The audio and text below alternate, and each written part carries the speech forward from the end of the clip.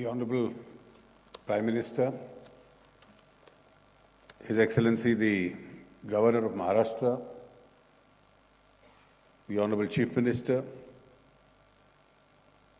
the Governor of the Reserve Bank, Dr. Rajan, ladies and gentlemen.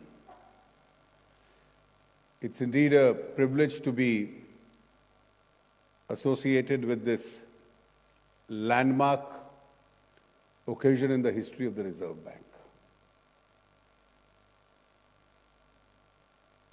80 years in the life of an institution like the Reserve Bank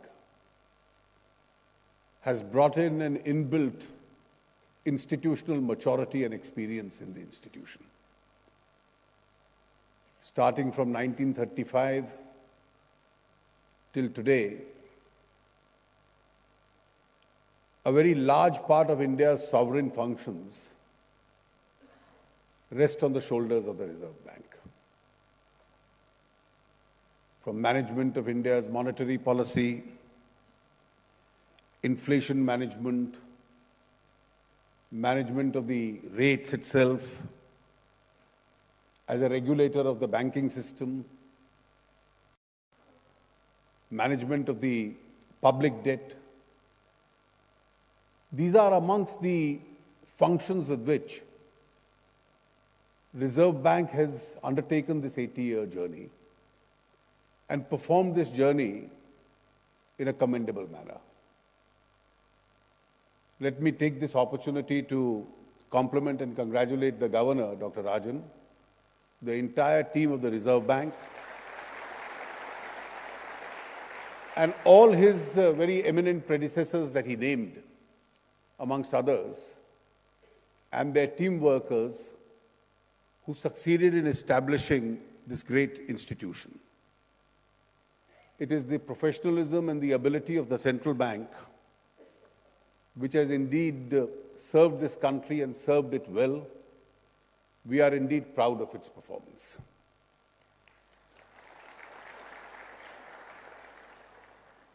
I'm extremely glad that you've taken up financial inclusion as an important theme for today's function at the film that you just showed demonstrated.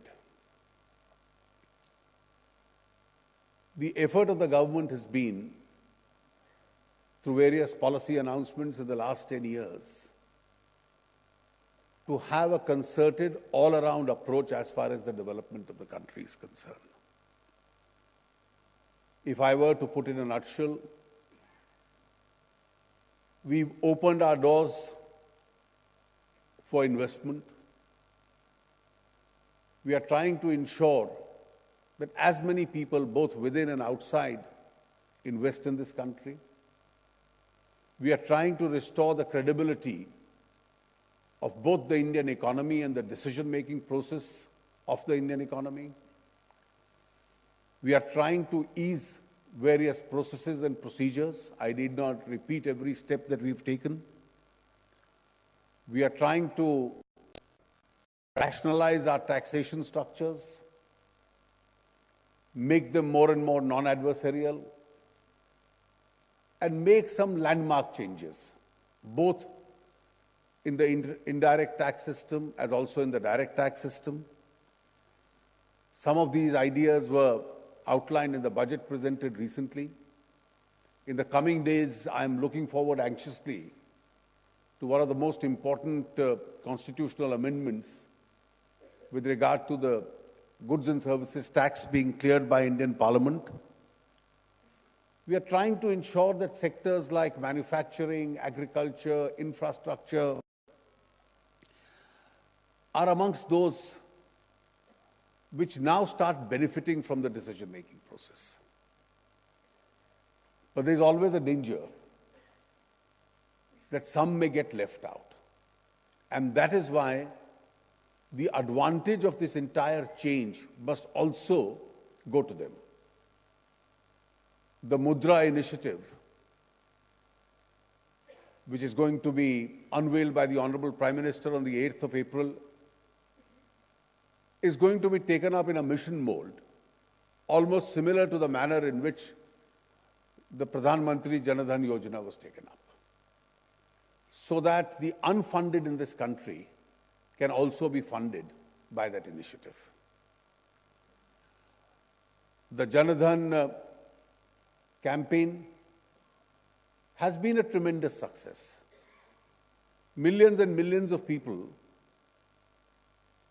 have been joined to the banking system. The entire credit for this almost goes to the various banking institutions of India and its employees. They've literally brought in a significant change where they treated an individual unit and therefore approached almost every family in this country. And more than 99% of the families that they approached agreed to be joined to the banking system. Some percentage of them also put in their money into these accounts. The ongoing challenge before the government is, and that's a challenge also for the banking system, that these accounts now become operational. And therefore, from the old schemes of the government, from the direct benefit transfers which have started with regard to the LPG subsidies from the 1st of January this year, monies are now being transferred to the bank account. Some are also being transferred to these bank accounts which have operationalized. The next phase of the challenge is to provide a certain amount of social security to the holders of these accounts.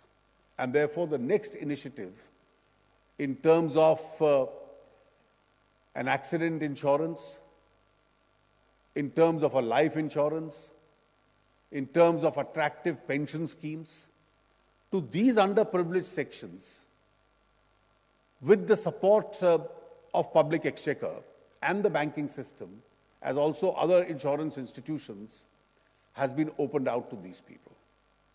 Hopefully, we are working on modified healthcare schemes. Test of these 80 years has still a very important and a very powerful role to play in this. The RBI on various issues has always been in very constructive dialogue with the government, and I have not the least doubt that as the Indian economy picks up further to serve every section of society, we may yet see another best in the performance of the RBI. I wish the RBI and all its staff members the very best on this occasion. Thank you.